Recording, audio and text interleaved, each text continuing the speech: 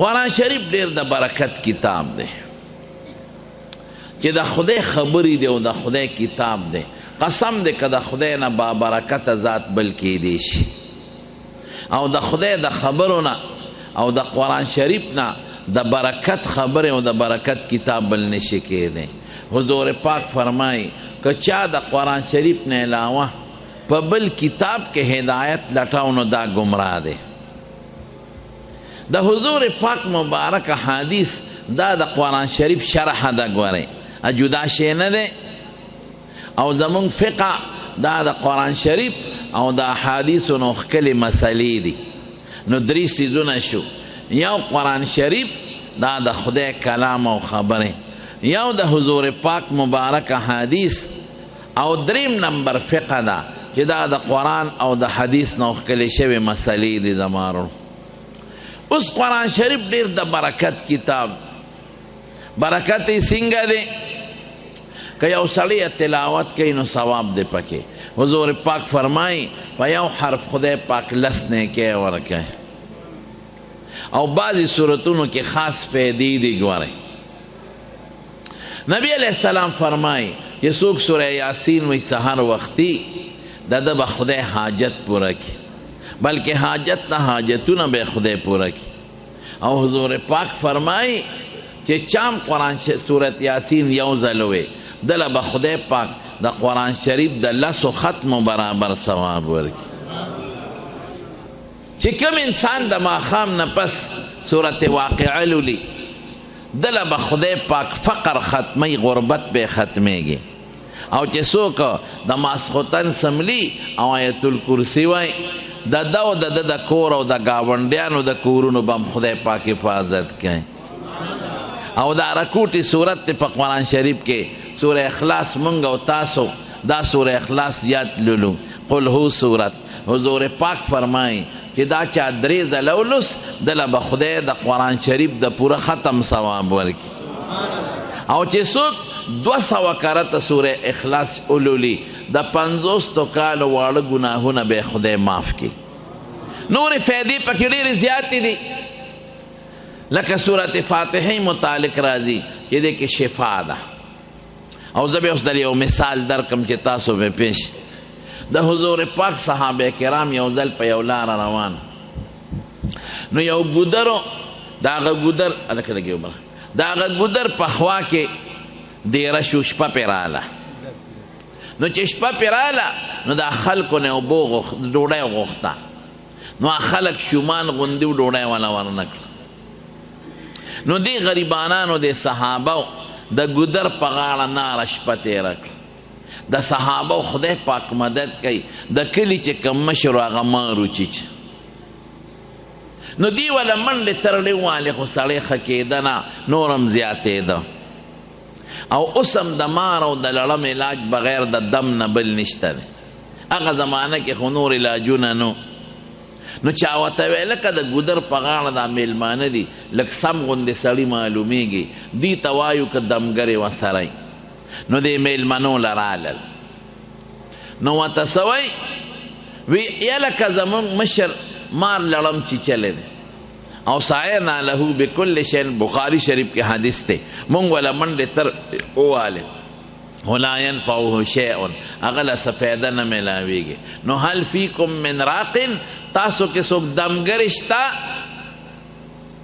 نو مشر صحابیو پکې حضرت ابو سعید خدری رضی الله عنه هغه وی او مال دم راځي، وی راشه مریض را نمري، مشر را نمري چې دم پې واچي. هغه وی زه مړه د شوم پړق بچو، مونږ د نه ډوډۍ وغوښته، ډوډۍ م را نه کړه، اوس خیراتي دمونه غواړئ. زه به دم کم ټیک ټاک بشي خو شکرانه به راکوې، اجرت چې ورته مزدوري. وی څومره شکرانه غواړئ؟ وی 40 ګډې چیلی، دې ته شکرانه وایي. دم منې که نه منې؟ جواب راکې. دم شته، دم ثابت دی دمونه. دا یو ډله به معتزله به یې ورته وي، هغوی به دم نه منه. اوس هم بعضې خلک دمونه نه مني. دا زمونږ عقیده ده الحمدلله چې دمونه ثابت دی. ناغي به وی دم نشته. او ولې دم نشته؟ وی دم خو د خولې هوا ده، نو په خولې په هوا کې څه زور دی؟ چوپ نارې کا. نو د بشیر جان غاښ خوږېږي مثلا، نو که زه وله ډېر پوکي ورکم او چوپونه ورکم د غاښ دړ به یې ښه شي؟ هغه به دا پراپیګنډه کوله. په دې عقلي خبرو سړی ډېر زر دوکه کېږي. نو د بادشاه په دربار کې مناظره جوړه شوه. یو خوا معتزلي مولا و چې وی دم نشته، او بل خوا زمونږ د اهل السنت والجماعت یو عالم و هغه وی دم شته. نو معتزلي مولا وی دم خو نشته. وی دلیل دی څه دی؟ وی دوه دلیله مې دی، یو عقلي او یو نقلي. عقلي دلیل خو دا دی چې دم د خولې هوا د هوا چوف، نو په هوا کې څه زور دی؟ او نقلی دلیل دا دی چې حضور پاک فرمای چې څوک دمونه استعمالی په ده کې توکل نشته. نو زمونږ دا مولا صاحب هوښیار هغه وی چې تا خو د عقل په توره ټول خلک ګمراهان کړل. واقعي دا خلک وایي چې دم څه شی دی؟ خو د خولې هوا د چوف. نو په چوپ کې څه دی؟ نو هغه ورته کنځل شروع کړل زمونږ دی مولا صاحب. معتزلي مولا ته ستا مور او ستا ښځه او ستا خور. نو چې چاته کنځل وکړي او د بادشاه په دربار کې خو دا ډېره سخته خبره ده. هغه معتزلي مولا سترګې وپړسېدې، رچه شو. او بادشاه ته وي بادشاه سلامت چې دی مولا سره دلیل نشته، نو په کنځلو سر شو.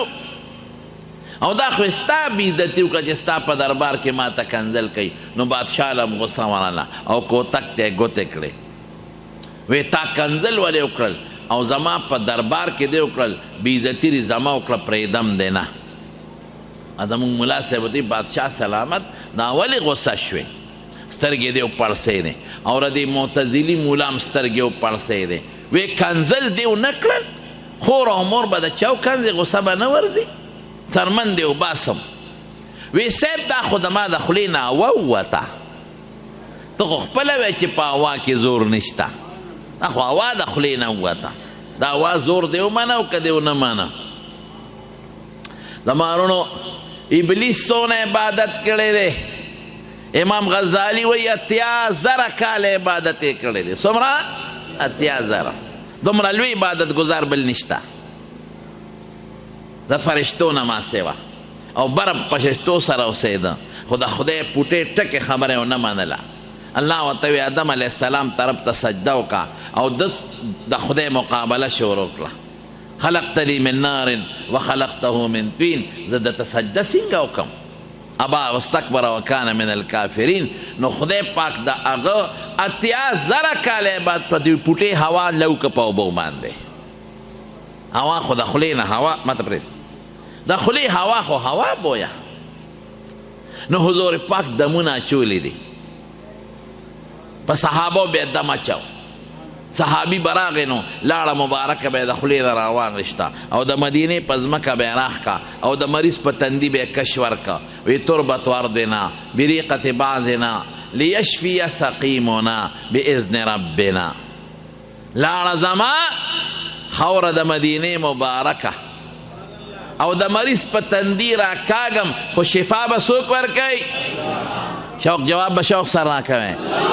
شفا به څوک ورکوي؟ جوړونکي څوک؟ بیماری راوستونکي څوک؟ بیماری لرکونکي څوک؟ عزت ورکونکي څوک؟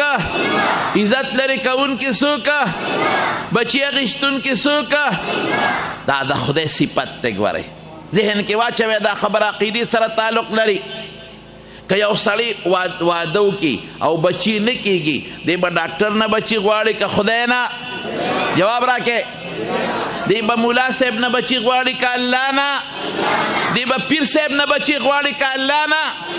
دی به زیارت نه غواړي که خدای نه؟ الله نه به غواړي. دا ټول خدای ورکوي. روغ صحت د خدای لاس کې دی، علم د خدای دی. مخلوق بس یو کار بیسی، مخلوق د سبب په درجه کې دی. ډاکټر به د علاج کوي، والله که دې جوړ کړي چې خدای دې نه جوړ کړي چې ډاکټر ځان هم جوړ نه کړي. خبره ټیک ده که غلطه ده؟ بچې به دله څوک درکوي؟ ټیک ده، ملا صاحب به دعا درته کوي، پیر صاحب دعا درته کوي، پیر صاحب برته وظیفه وښایي، دا یو سبب شو ستا ظاهري. او بچی به څوک درکوي؟ الله به درکوي. او چې خدای دې بې عزته کړي، قسم په خدای چې د امریکې بادشاه به هم لاندې ګرځي. او چې خدای دې له عزت درکړي نو غریب سړی به خوارچنګې سړی به او د رنګ نه به تورمي. حضرت بلال ته ګوره اوس د رنګ نه تک تور او غلام. او حضور پاک فرمایي بلاله څه عمل دې کړی دی چې جنت ته تلم د پیزار کشار دی مخکې مانه منډې وایي. دا پرنګ نه ده، دا د پیغمبر د سنتو په تابعدارۍ کې ده. د حضور پاک د سنتو تابعداري وکړه، قسم په خدای که ستا نه لوی سړی بل شته. او چې ته د پیغمبر د سنتو خلاف کې او د پیغمبر د سنتو دشمنې، نو ته د فرعون مرګرې، ته د ابو جهل مرګرې. اطیعوا الله و اطیعوا الرسول. سمې وې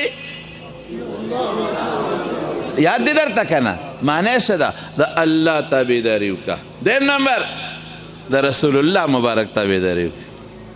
که ما درته داسې خبره وکړه چې هغه د الله او د رسول خبرې نو او به منې، خو که ما درته داسې خبره وکړه چې د الله او د رسول نه چې په ځمکې وغورځوه.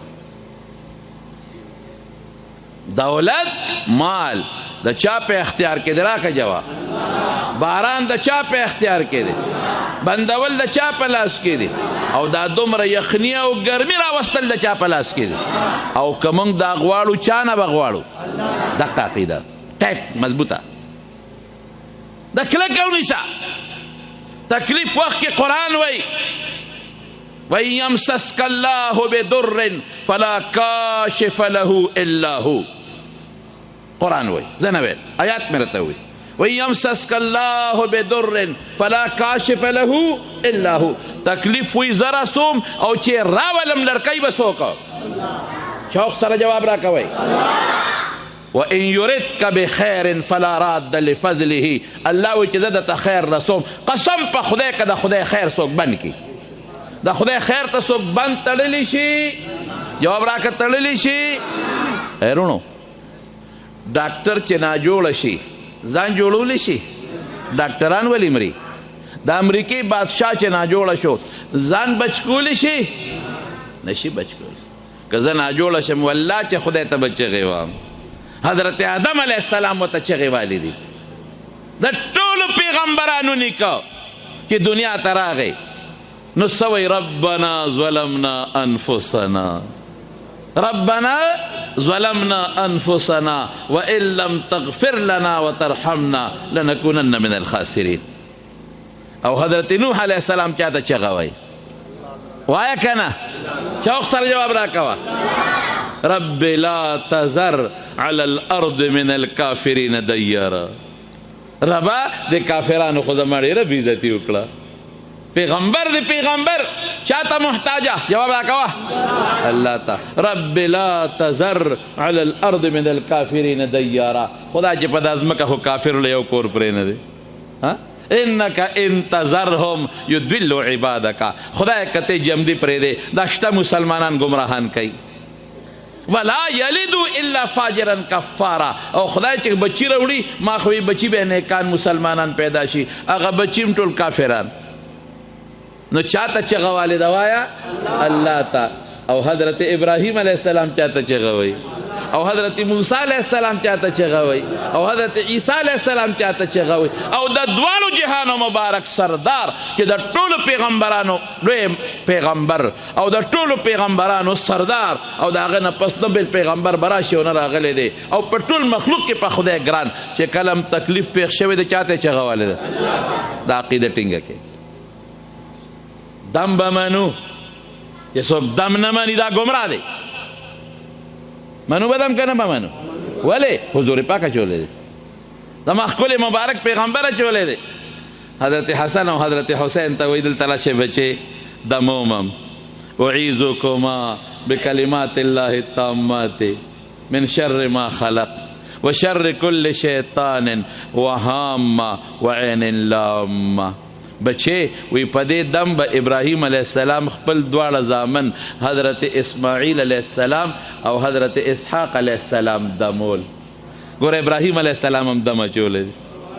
او ډېره ناشنا راته بله ویم، یو ځل حضور پاک بیمار شو، جبریل علیه السلام وله راغی، وی تشتکی ناجوړی الله رسوله محبوبه ناجوړی؟ وی دم د باندې واچو؟ وی واچوه. جبریل علیه السلام ورته وی بسم الله ارقیک، د خدای په نوم دې دمو. د چا په نوم؟ من کل داء یوزیک، د هر مرض نه چې تاله تکلیف درکوي، او الله یشفیک، شفا به څوک درکوي؟ شفا به الله درکوي. نوم د الله کې کمال. ته چې چرګه لالی او ګډه لالی او غوی لالی د چا نوم پیلی؟ څوک سره جواب راکا. او که د الله په ځای دې پې د پلار نوم واغېشته او د نیکه دې واغېشته، دا به مرداري که دا به څه وی؟ مردار. د الله نوم ویل. قسم په خدای د الله نوم کې برکات دي. زبیده چې ده دا د هارون الرشید ښځه ده. زبیده د هارون الرشید ښځه ده. ډېره نیکه ده، دومره نیکه ده چې حجونو له به خیراتي خلک لیږل. اعلان به وکړه چې څومره غریبانان یې خیراتي به حج له لیږم. مکې مکرمې ته نیر راوستی دی او په محل کې یې حافظان ساتلي.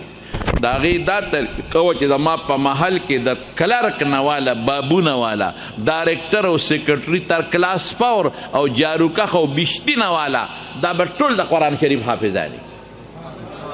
دا د هغې قانون چې کوم جارو وي چې د قرآن تلاوت کوي، چې کوم سیکرټري صاحب دستخط کوي چې د قرآن تلاوت کوي، چې کوم بشتي اوبه راوړي چې د قرآن تلاوت کوي، که کوم کلرک او بابو لیکل کوي چې د قرآن تلاوت کوي، چې د ما په محل کې هر وخت د قرآن شریف تلاوت دی. ډېره نیکه وه، سخي وه، غریبانانو جامې جوړې، پیسې ډوړې. خو چې کله مړه شوه نو چا په خوب کې ولیده، وی زبیدې الله د سره څو کړل؟ وی چې الله ته ور مخامخ شم، وی ما ته وی چې زبیدې څه دې راوړي دي، چې کله مړ شي نو پته به درته بیا ولګي څه دې راوړي دي. زبیدې ډېر حجونه دي کړي، غریبانانو سره ډېرې مدد یې کړي، ډېرې پیسې دې لګولې دي، او ډېر مسکینانو صدقې دې ورکړي دي، او ډېر خلک د خیراتي حجونو له لیږلي دي. زبیدې دې کې ستاسې کمال دی، دا خو زما کمال و. دا خو ما دله حسن درکه، ښکلې مې پیدا کړې، بادشاه مې در باندې هارون رشید عاشق که، نو د هغه نکاح له مې ور ورسولی. نو که ته ما چېته یو توره چوړی پیدا کړې وې په د کلي په یو ګوټ کې، او غریبه وې او د بادشاه ښځه مې نه وې جوړه کړې، تا څه کولی شو؟ که ته مې په سترګو ړنده پیدا کړې وې، تا څه کولی شو؟ په لاسونو خپو مې شله ګوړه پیدا کولی شوې، تا څه کولی شو؟ څه دې کولی شو؟ بس مې زبیدې غرقه شو. زما ورونو، زما قسم په خدای، زما قسم د الله په ذات چې دا مونږ څه یو، دا د الله احسان. د چا احسان؟ د اسلام چا را کړی دی؟ شوق سره ووایه. ایمان چا را کړی دی؟ او دا خشته ښکلی پیغمبر چا را نصیب کړی دی؟ الله نصیب کړی. مونږ خو خدای ته نه ویل، سترګې خدای را کړي دي، غوږونه خدای را کړل، هر څه خدای الله د طرف نه نعمت دي. او دا زه نه ویم، دا قرآن شریف وایي ان من شیء الا عندنا خزائنه. الله وایي د هر شي خزانه ما سره ده. وما ننزله الا بقدر معلوم. په خاصه اندازه خلکو له ورکوم. خزانې خدای سره دي، خزانه د رزق او د مال او د بچو او د صحت او د بیماری نه د روغوالي دا چا سره ده؟ دا خزانه جواب راکړئ. دا به غواړو د چا نه؟ دا ذهن کې واچوئ. څوک هم تیر نه باسي، څوک هم غلط نه کي په غلط عقیده. دا ښکلې عقیده ده د اهلسنت والجماعت، دا د قرآن او د پیغمبر عقیده ده. دا به د خدای نه غواړو، مخلوق نه به نه غواړو. بهر کیف وی زبیدې دا هر څه ما درکړي، ستا پکې څه دي؟ وی ما زه زبیدې غرقه شوې. وی زبیدې په یو عمل دې بخم، ګوره اوس د الله رحم ته. وی یو ځل تا ډوډۍ خوړه، نوړی دې راوچته کړې وه خولې ته، او دې کې بانګ ووې. نو چې بانګ یې وې، ستا په سر لوپټه نه وه، سر دې سرتور و، نو تا زر نوړی واپس پلیټ کې کېښوده، خولې ته دې یو نړه واپس دې کېښوده او لوپټه دې په سر برابر کړه. هلکه اوس هم ګورې چې دا بانګ وویلی شي زنانه زر لوپټه په سر برابر کړي، داسې ده که نه؟ او پخوا دا ماشومان یې نه وي دا پوټینی اوس نشته هغه شی. د موبایل او د فیسبوک تبی راوسته. هغه ماشومه جینۍ چې بانګ به په سر به زر لاس کېښوده، هلکه یاد دي تاسو ته؟ په سر به لاس کېښود. دا ورته مور پلار عقل خولې وقل چې د بانګ احترام به کې. نو زبیدې تان وړی واپس پلیټ کې کېښوده او لوپټه دې برابر کړه. زما د نوم احترام دې وکړه، وروستو دې نوړی خوړه. زما د نوم دې دقه احترام کړی دی، په دې مو بخلې زه جنت ته. د الله د نوم به احترام کوو ښه، او قدر به کوو، عزت به کوو. دې کې کمال دی، دې کې برکت او دې کې عزت دی. نو څه ورته جبریل علیه السلام وی د الله په نوم دې دموم، د هر مرض نه دې دموم، شفا به څوک ورکوي؟ الله. نو اوس چې ته معتزلي ملا وی وی حدیث کې راځي چې څوک دم استعمالی دې دا توکل نه خالی دی. د هغې په معنا ځان پوه کا. د هغې دا معنا دی چې څوک وی دې دم جوړ کړم، نو د په دم توکل وکړه، په خدای ونه کړه. خو دا مونږ نه وایو، مونږ دا نه وایو چې دم جوړ کړو، مونږ وایو په دې دم کې شفا چا واچوله؟ بس. که وایي ډاکټر جوړ کړم نو غلطه عقیده ده. او که وایي چې نه د ډاکټر په دې لاس کې او په دارو کې شفا چا واچوله؟ دا ښکلې عقیده ده. دا به نه وایي چې دم جوړ کړم، دمونه څوک نشي جوړولی. دم به استعمال کې خو وایي به په دې دم کې اثر چا واچو؟ الله. نو دمونه ثابت دي ښه، دم ثابت دی. اوس نو هغه راغی وی سوچ چې ګډه چیلی به راکې، وی څلوېښت. دې ته شکرانه وایي. ما و تاسو شکرانه وایي، دم منم خو شکرانه پکې نشته. بشیر جانه 100 روپۍ درکوي خلک په شکرانه کې، 15 روپۍ. 15 روپۍ خدای ته وګوره د نسوارو غونډ پې نه کېږي، او ته پې دونه غټ بشیر جان دوکه کې. یو سړي له چا ماشوم راوسوي، دا ماشوم جاړي دم پې واچو، دم یې واچو، 15 روپۍ والا ورکړې. ماشوم ټیک شو چې کور ته بوته، سړی واپس راغی. وی چې هغه ماشوم خو ټیک و، کور بیا په جړا شو. وی د دم د 15 روپو د دم زور د کوره پورې، د 15 روپو د دم زور د کوره پورې. نو شکرانه ویغشته. دا شکرانه ټکي ولا مونږ دا نوم یې ښه دی، دا مخکې نو یو شکریه غوندې شوه. صاحب دم راغی، صورت فاتحه پې ولوسته. ابو سعید خدری رضی الله عنه چوپ پې کو، هغه سړی خدای جوړ کړ. 40 ګډه چیلی ته په مخه کړی. چې په مخه یې کړې ملګرو ورته وی دا دې څو کړل؟ اخذت علی کتاب الله اجرا. دا خو د خدای په کتاب مزدوري واغشت. الله خو قرآن شریف کې فرمایي لا تشتروا بآیاتی ثمنا قلیلا. دا زما په آیتونو دا معمولی د دنیا دولت ماله، دا آیت خو ډېر لوی برکت دی. دا څه کې یاره وایي ما خو څه ګناه نه ده کړې، ما خو نیکي وکړه، دم مې واچو، سړی خدای جوړ کړ. نو چې اوس حکیم ډاکټر د چا علاج وکړي نو پیس بنالي. وی زه ځو د دواړو جهانو د مبارک سردار نه به تپوس وکړو. لاړل مدینې منورې ته. نبی کریم صلی الله علیه وسلم ته وی صاحب دغه سړی مار لړم چیچلو او د په دم واچو، الله پاک جوړ کو. وی سدی په ولستل، وی سورته فاتحه بخاری شریف کې حدیث ته. وی تا ته چاوي چې دا دم دی لکه دا خو ډېر خدمه چولې. وی حضرت 40 ګډه چیلم ته روستي دي، دا جیز دی او که ناجیز واپس کو که سو سره کو. الله اکبر. رسول الله مبارک فرمائی ان احق ما اخذتم علیه اجرا لکتاب الله. بهترین مزدوری خو هغه ده چې د خدای په کتاب دی واغشته. داسې ناروا خو نه ده. او سوی وی دا تقسیم کې خپل میانس کې، او مالم پکې سره کې حضور پاک وی تبرعا. دا ولی زمونږ علما وی چې سیت پکې ولی وغوښته رسول الله مبارک وی چې تر قیامته پورې سبا څوک دونه وی چې په دم پیسې غشتل ګناه ده. وضربوا لي معکم بسهم مالم پکې راکړي.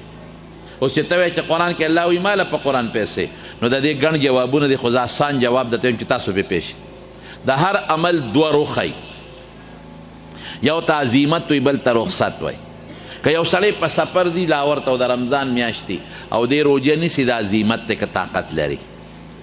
خداو دی نیسی او که نه نیسی چې نه نیسم او زه مسافر یم بیا به قضا ونیسم دا ولا رخصت ته بالکل جایز دی. دقه رنګې که ته وایې زه پیسې نه علم ماله به خدای په آخرت کې ډېر لوی اجر او ثواب درکړي ښه خبره ده ماله. او که وایې چې نه اخلم او دا خو ما علاج وکړه نو اخیستلی جایز دی له دې حدیث نه معلومه شوه. نو قرآن کې شفا ده.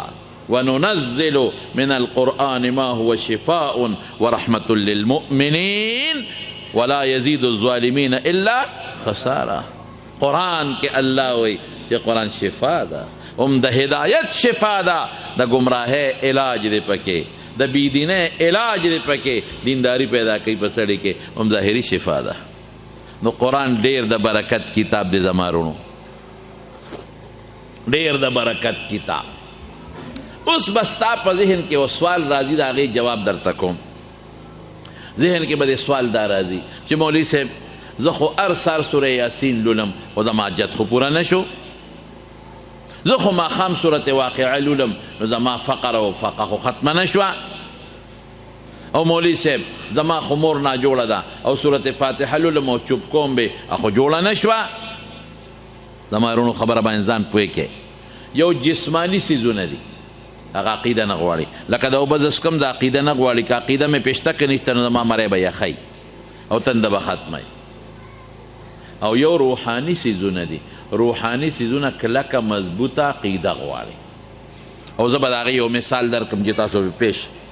مولانا اشرف علي تانوي رحمت الله علیه دا زمونږ د علماء دیوبند سرخیل او سرخیل او ډېر لوی کار د ده نه خدای غشتی دی. په هر میدان کې الله د ده نه د دین ډېر لوی کار او ډېر لوی خدمت غشتی دی.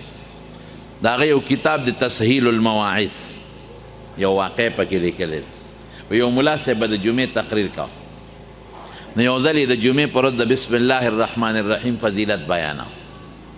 نو دا ملا صاحب په جوش کې راغی، نو څه وایي هلکه وایي چې بس څوک هم بسم الله وایي که نه نو په دریاب ورځه او چوپ کوه او نیغ پې تېرېږه خپه به دې نه لمدېږي. یاره چې دی و یو بانډیسې ناستو، هغه وی استاد جي خدای رسره ښه شه چې دم دې راته وښو، زه خو چې مانځله راځم نو په لاره دریاب دی سیند دی نو چې په هغې راځم نو کښتۍ له پیسې ورکومه د دې طرف نه او د هغې طرف نه ښه ده چې دم دې راته وښو به بسم الله وایو بس راځو به پې خپه به نه لمدېږي. چې مونځ یې وکړو سینګ لاړه او دریاب ته ورسېد او بسم الله الرحمن الرحیم او چوپ یې کړې او پې نیغ ورغی. یقینا هغې سر ته پورې وته او خپه یې هم لمده نه شوه. اوس چې راځي بسم الله وایي چې زه بسم الله وایي او چوپکۍ خپې نه لمدېږي. یو ځل یې د ملا صاحب له دعوت وکړو استاد جي موږ سره به دې دعوت له لاړ به شو چې د جمعې مونځ یې څنګه وکړو او د دریاب خواله ور ورسېده. نو بانډیسي خو دم زده کړی هغه په دریاب ورته او ملا صاحب بریکونه راښکل نیغ ودرېد. بانډیسي ورته استاد جي راځه که نه؟ وي چېرته؟ وی زما کور خو د دې سیند نه پورې غاړه دی که نو په څه کې به ځو؟ ولې کښتۍ خو راشي که نه؟ په کښتۍ څه کوې؟ نو په څه کې به ځو؟ وی هغه بسم الله والا دم چې تا ما ته ښولو هغه ووایه که نه راځه راپسې. وی مونږ غر کې مونږ غر کې یو ستا جي تا چې هغه په تقریر کې ویلي وی چپ شه هغه زمونږ خولې نه دي، دا زمونږ خولې نه دي. ما ته یو ځل چا ټلیفون وکړو څه وظیفه یې غوښته، نو ما ورته وظیفه وښوله مې دا وظیفه وایه. وی ته به یې راله ونه وې؟ نو ما ورته وی دا خو ده لکه زه به ټولو خلکو له وظیفې اوس ویم خپل سبق به نه ښیم. نو مې ناجوړه ته دارو بدله زه خورمه. مې ته ورشه ډاکټر له او ډاکټر چې تا ته نسخه ولیکي او بیا دارو راوالې په میز یې ورته کېده چې ډاکټر صاحب دا به راله ونه خورئ.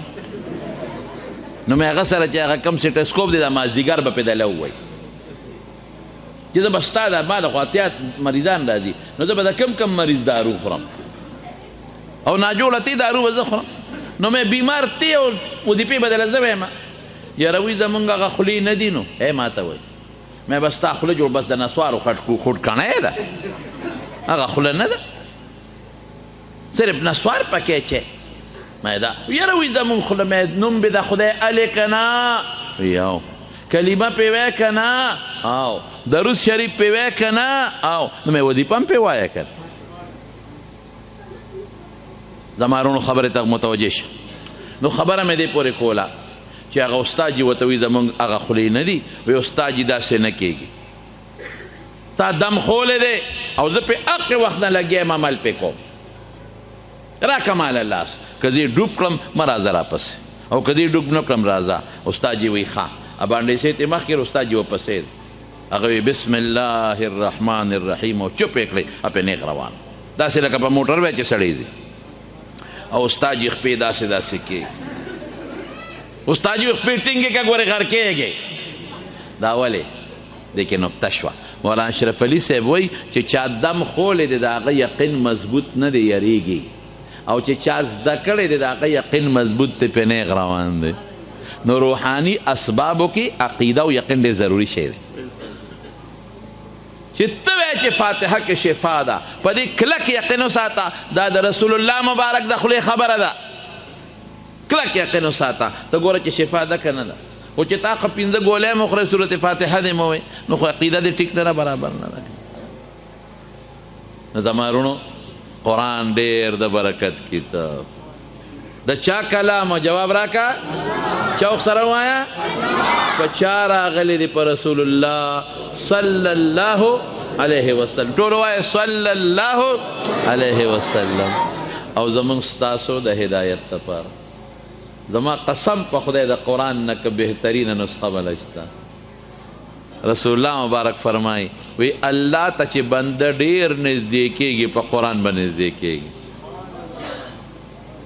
نو د قرآن شریف تلاوت ډېر زیات کوئ ښه سارم کوئ مازدیګرم کوئ ماښام کوئ او که په کار کې مصروف دکاندارې زمیندارې او تاجرې نو ځان سره پټ لګي او سو تلاوت کوه قل هو الله احد وایه سوره اخلاص سوره فاتحه وایه نور سورتونه که د یاد یې هغه وایه په دې قرآن به ستا د خپل رب سره یو نسبت قایمي الله سره به د کنیکشن او الله سره به ډایرکټ شي ته د دې قرآن په برکت باندې نو قرآن د برکت کتاب نو زما وروڼو بنیادي خبره دا ده چې نن د اشفاق صاحب محترم د دې بچو ختمونه دي د ده دپاره قسم دی که د دې نه غټه خوشحالي بله شته که دې پې سوچ وکړي په ده به د دې بچو د واده خوشحالي م راځي په ده به د دې بچو نوره خوشحالي م راځي الله دې پې راولي خو داسې خوشحالي به نی لکه دا نننۍ خوشحالي چې ده او شکر دی د ډېرو خلکو بچي ختمونه کوي